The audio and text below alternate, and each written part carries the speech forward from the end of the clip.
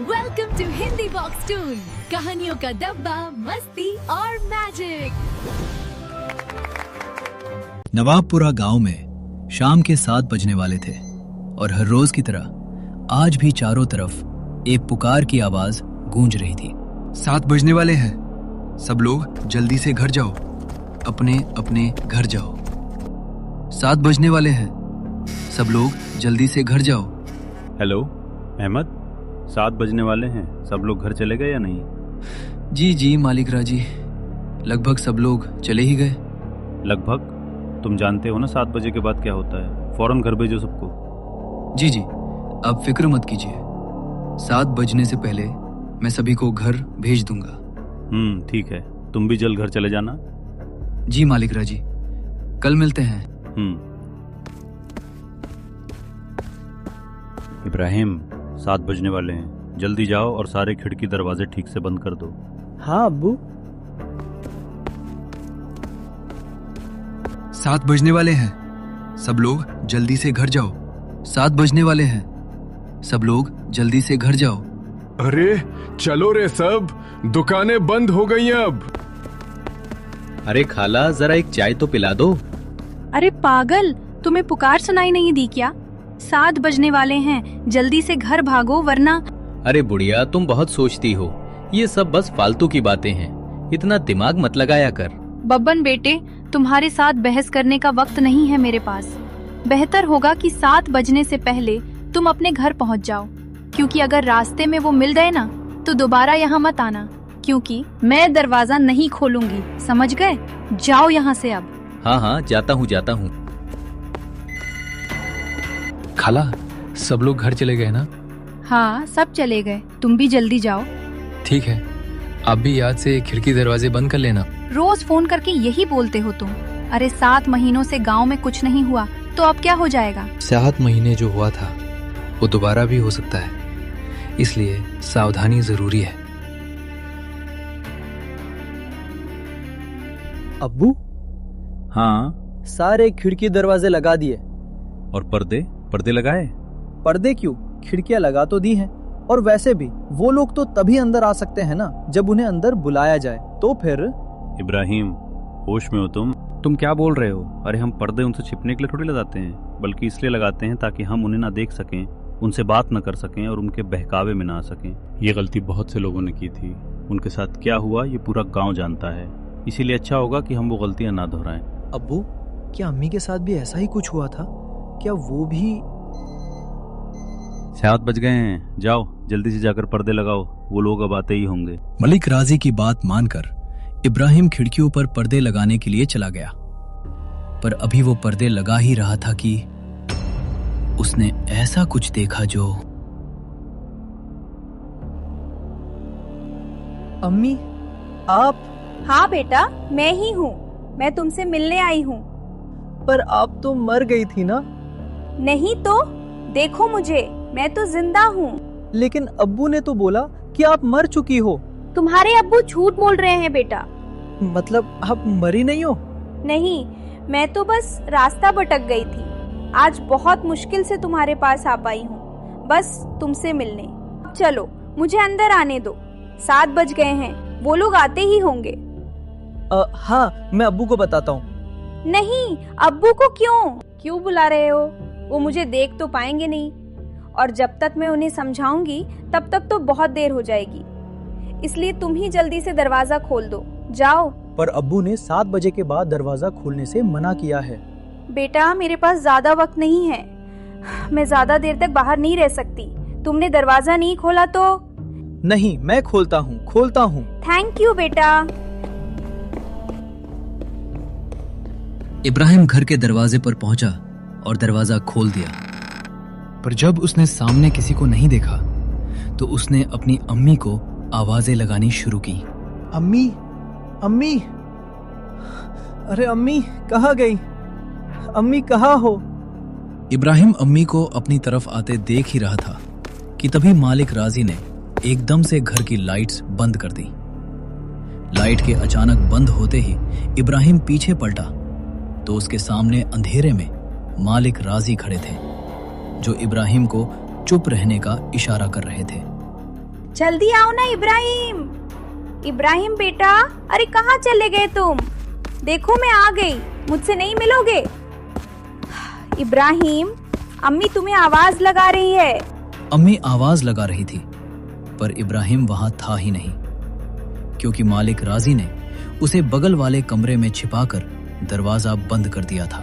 अब्बू, बाहर अम्मी थी और... शांत हो जाओ, मैंने कहा तुम्हारी अम्मी मर चुकी है।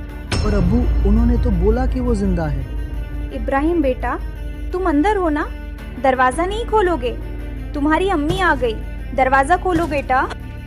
अब्बू, मुझे अम्मी से मिलना है। मालिक राजी, ओ मालिक राजी, अरे मिलने दो ना मुझे इब्राहिम से। कब तक झूठ बोलोगे उससे कि मैं मर चुकी हूँ?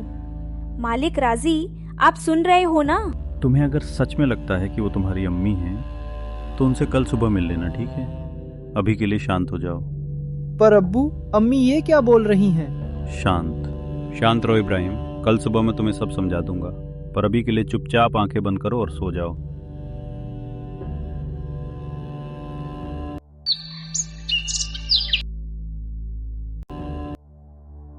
इब्राहिम, उठ जाओ, सुबह हो गई है। हाँ, सुबह हो गई, तो अम्मी से मिल सकते हैं ना अब? आओ मेरे साथ, तुम्हें तुम्हारी अम्मी से मिलाता हूँ। जैसे ही दोनों कमरे के बाहर आए, वहां कोई नहीं था। वो अम्मी कहाँ गई? मैंने कहा था ना कि वो तुम्हारी अम्मी नहीं थी। अब्बू, वो अम्मी जैसे ही बात कर रही थी। बेटा, मैंने समझाया था ना, तुम्हें पर्दे लगाने के पीछे की सबसे बड़ी वजह यही है कि हम उन्हें देख ना पाएं, उनकी बातों में ना आ पाएं, जैसे कल रात तुम आ गए थे। पर अब्बू, वो तो बोल रही थी कि वो मरी नहीं है, जिंदा है। अगर वो मर गई हैं, तो यहाँ कैसे आ गई? एक काम करो, मेरे साथ आओ। हाँ, कहाँ अब्बू? बस चलो मेरे साथ, तुम्हें कुछ दिखाना है। उसके बाद वो दोनों गांव के लगभग बाहर चले आए।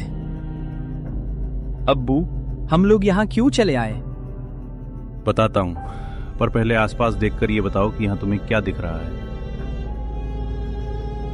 यहाँ तो कुछ भी नहीं है।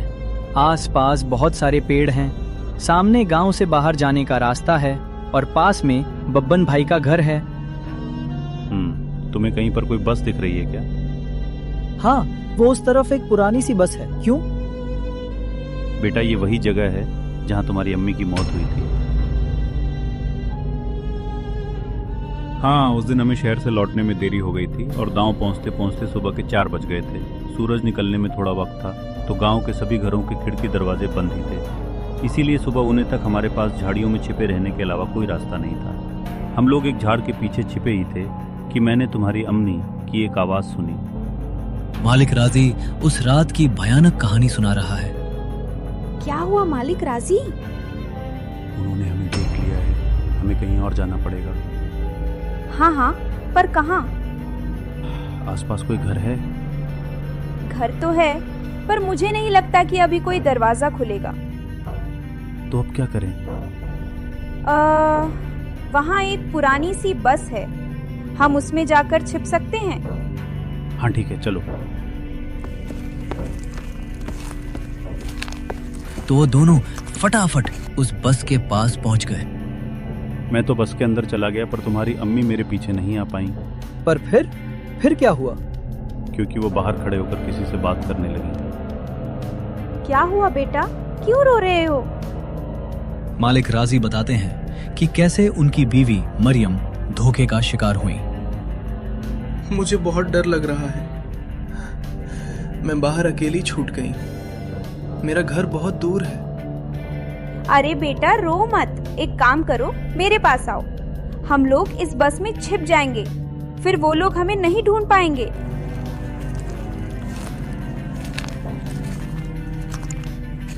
सच में खाला?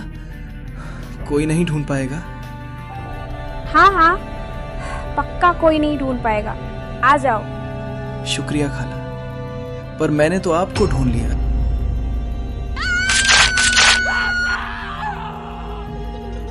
मैं मरियम को बचाने के लिए बस के बाहर जाने लगा, पर तब तक बहुत देर हो चुकी थी। बस को उन लोगों ने चारों तरफ से घेर लिया था। वो मुझे देखकर हंसे जा रहे थे। उन आवाज़ों को सुनकर मैं इतना घबरा गया कि अपनी जगह से हिल भी ना पाया। हेलो अंकल, बाहर आओ ना, खेलो हमारे साथ। और थोड़ी ही देर बाद वो आवाजें आनी बंद हो गईं और गांव के लोगों की आवाज सुनाई देने लगी। मैं समझ गया था कि सुबह हो चुकी थी। तो मैं बस के बाहर निकलकर तुम्हारी अम्मी को आवाज लगाने लगा, पर वहां अब कोई नहीं था। मैं कई दिनों तक उसके लौटने का इंतजार करता रहा, पर वो नहीं लौटी। फिर जब गांव वालों ने मुझे बताया कि रात 7 बजे के बाद उन खतरनाक लोगों के साथ मरियम भी शिकार पर आती है, तो मुझे इस गांव का एक गहरा राज समझ आया। क्या राज? यही कि जो लोग रात को इस गांव में आते हैं वो इसी गांव के रहने वाले थे, पर उनकी मौत के बाद वो ऐसे बन गए। मतलब कल जिसे तुमने देखा वो तुम्हारी अम्मी नहीं थी बेटा, क्योंकि मरे हुए लोग वापस नहीं आया करते, इंसान बनकर तो बिल्कुल नहीं। अपने अब्बू से बात करने के बाद इब्राहिम के मन में बहुत सारी बातें चल रही थी और वो उन्हीं ख्यालों में खोया हुआ खाला की दुकान पर बैठा था। तभी हर तरफ से पुकार की आवाजें आना शुरू हो गईं। 7 बजने वाले हैं, सब लोग जल्दी से घर जाओ। 7 बजने वाले हैं, सब लोग जल्दी से घर जाओ। चलो चलो, पुकार बज गई, निकलो अपने अपने घरों को। अरे बुढ़िया, तू फिर शुरू हो गई। बोला था ना, ये सब फालतू की बातें हैं। अरे पागल, दिमाग खराब हो गया है क्या तुम्हारा? जानते नहीं 7 बजे के बाद बाहर क्या होता है? कच्चा चबा जाएंगे वो लोग। अच्छा, और तुम्हें कैसे पता कि वो कच्चा चबा जाएंगे? क्योंकि आज तक जो भी रात को बाहर रुका है वो मारा ही गया है। अच्छा, फिर तुम्हारे मालिक राजी कैसे बच गए? हाँ, वो भी तो फंसा था ना रात को अपनी बीवी के साथ। मैंने बोला ना, तुम्हारी फालतू बातें सुनने के लिए हमारे पास वक्त नहीं है। जा निकल अब यहाँ से। हाँ, जाता हूँ। खाला कुछ और बोलने वाली थी कि घड़ी में ठीक 7 बज गए। चारों तरफ गहरा सन्नाटा छा गया और सिर्फ तेज हवा की आवाज सुनाई दी। बब्बन वहां से चला गया, पर बब्बन की इस बात ने इब्राहिम का ध्यान जरूर खींच लिया था। तो वो भी अब ये सोचने लगा, अगर बाहर रुकने वाला हर आदमी मारा जाता है तो अब्बू कैसे बच गए? क्या उन्होंने मुझसे कुछ छिपाया है? अगर बाहर रुकने वाला हर आदमी मारा जाता है तो अब्बू कैसे बच गए? अरे इब्राहिम, तुमने हमारी बात ना सुनी क्या? बोला ना घर निकल। जी खाला। इब्राहिम हड़बड़ाता हुआ खाला की दुकान से बाहर निकल आया। वो घर के लिए निकलने ही वाला था कि उसके मन में एक और ख्याल आया और वो सीधा बब्बन के पीछे चल पड़ा।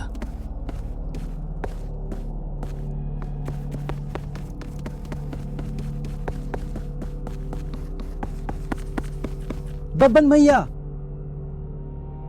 अरे क्या हो गया इब्राहिम? कहाँ ऐसे भागा चला आ रहा है? वो मुझे ना आपसे एक बात पूछनी है। पूछ, अरे जल्दी बोल। पता है ना 7 बजने को है। तू घर नहीं पहुंचा तो तुम्हारा अब्बू सर पीट लेगा। वो आप वहां खाला को बोल रहे थे ना कि एक रात मेरे अब्बू और अम्मी बाहर रह गए थे और अम्मी को तो उन लोगों ने मार दिया था, पर अब्बू किसी तरह बच गए। अरे तुम मेरे ही बात दोहराने आया है क्या? जल्दी पूछना, क्या पूछना है तुझे? नहीं, मैं ये बोल रहा था कि आपका भी घर उसी टूटी फूटी बस के पास है ना? हाँ, तो आपने कुछ देखा था क्या? कमाल है, बाप अंधा कानून और बेटा जासूस। हाँ, देखा था, सब देखा था। कैसे उन लोगों ने तुम्हारी माँ को नोच खाया था। खाना तो वो तुम्हारे अब्बू को भी चाहते थे और तुम्हारा अब्बू साला बस में छिपा बैठा था और वो लोग न जाने क्यों अंदर न जा पा रहे थे। और वो लोग घुस क्यों नहीं पा रहे थे? अचानक घड़ी में ठीक 7 बज गए। बब्बन ने डरकर इब्राहिम की तरफ देखा। बब्बन और इब्राहिम दोनों गांव के बाहर खतरनाक हालत में थे। क्योंकि 7 बज गए, बातचीत का टाइम खत्म। अब चल हमारे साथ। नहीं, मैं घर जाता हूँ। अरे पागल, अब घर जाने का मौका खत्म हो गया। आधे रास्ते में ही कोई न कोई नोच खावेगा तुझे। चल अब हमारे साथ। तो बब्बन इब्राहिम को लेकर अपने घर चला गया। वहीं मालिक राजी अपने घर में बहुत परेशान हो रहे थे। ये इब्राहिम कहाँ रह गया? अब तक घर क्यों नहीं आया? खाला को पूछता हूँ। हेलो खाला। हाँ मालिक राजी, मुझे लग ही रहा था कि तुम्हारा फोन आएगा। सब लोग जा चुके हैं और दरवाजे खिड़कियां भी लगा ली हैं मैंने, इसलिए चिंता मत करो। खाला, इब्राहिम है क्या वहाँ? हाँ इब्राहिम, वो तो कब का निकल रहा है यहाँ से। इब्राहिम घर नहीं लौटा है क्या? तुम एक काम करो, बाकी लोगों को फोन करके पूछो, क्या पता इब्राहिम किसी के यहाँ रुक गया हो। ठीक है। जहां मालिक राजी इब्राहिम को हर जगह ढूंढते जा रहे थे, वहीं इब्राहिम बब्बन के साथ उसके घर चला आया था। वो दोनों साथ में बैठे ही थे कि इब्राहिम को बाहर से एक जानी पहचानी आवाज सुनाई पड़ी। बब्बन, ओ बब्बन, देख मैं आ गई। ये तो मेरी अम्मी की आवाज है। इब्राहिम, जिसका दिल तेजी से धड़क रहा था, जानता था कि अब बब्बन का घर भी सुरक्षित नहीं रहा। गांव के खौफ का चक्र अब इब्राहिम के पास पहुंच चुका था। इब्राहिम डर से कांपते हुए अपनी अम्मी की आवाज सुनता है। बब्बन उसे शांत होने को कहता है। सही पहचाना छोरे, तुम्हारी अम्मी ही है बाहर। अबे एक काम कर, यही रुक और यहां से तमाशा देख। बब्बन खिड़की के पास गया। हाँ छोरी, बुला रही थी ना मुझे, ले देख मैं आ गया। कितना इंतजार कराता है तू। इंतजार? अरे अभी तो आई तू, मैं तो रोज ही आता हूँ, तू मुझसे कभी मिलती ही नहीं। हाँ, पर मिलने का मतलब बस बात करना थोड़ी होता है, करीब भी तो आना होता है ना। अच्छा, मेरे करीब आना है तुझे? और नहीं तो क्या, खोलना दरवाजा। कमाल है छोरी, तू भी अपने मालिक राजी को इतने जल्दी भूल गई। जो इब्राहिम को अब पूरा सच समझ आ गया था। मालिक राजी उस रात बस में छिपकर बच गए, लेकिन बब्बन क्यों बचता है, ये अभी भी एक राज था। पर एक बात तय थी, अम्मी अब वापस नहीं आ सकती थी। मालिक राजी देखेंगे नहीं तो उन्हें पता कैसे चलेगा। कमाल है तू भी। वैसे तुम्हारे बेटे का क्या, वो तो देख सकता है ना। तू भी क्या बातें करने लगा, हम दोनों के बीच में किसी दूसरे का क्या काम। जा ना, दरवाजा खोल देना, मुझे तेरे से अच्छे से मिलना है।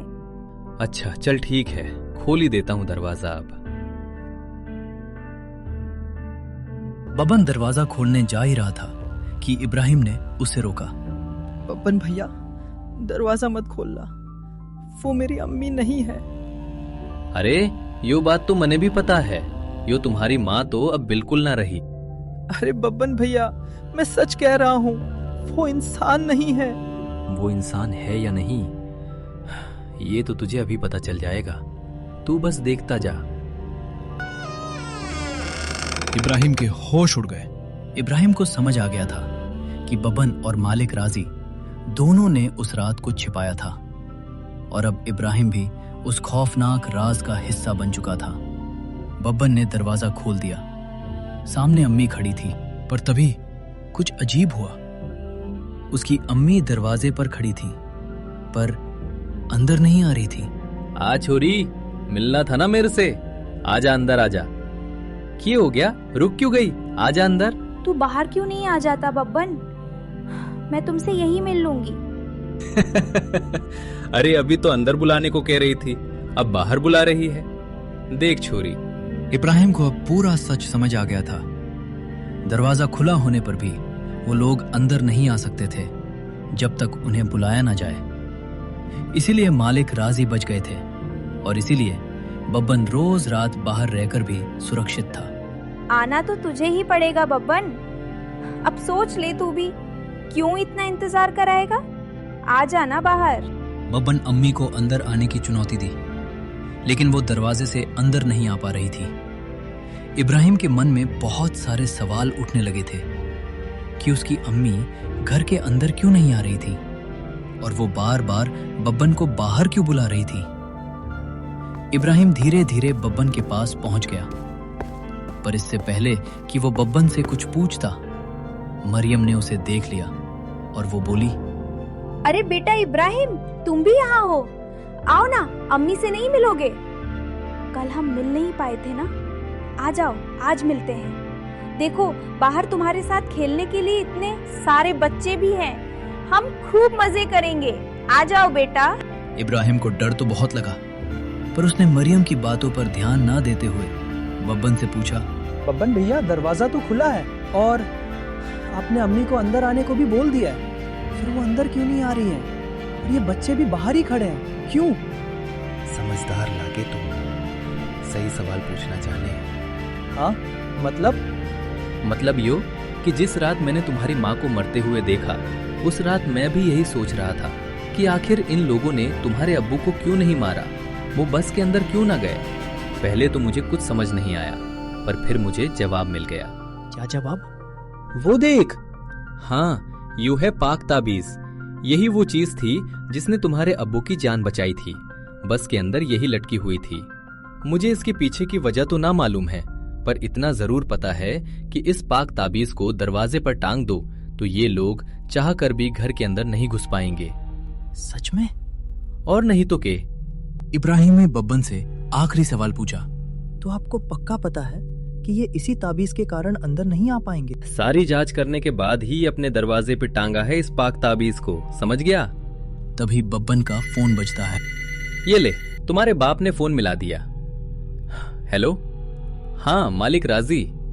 हाँ, चिंता ना करो, तुम्हारा छोरा हमारे पास ही है और पूरी तरह सुरक्षित है।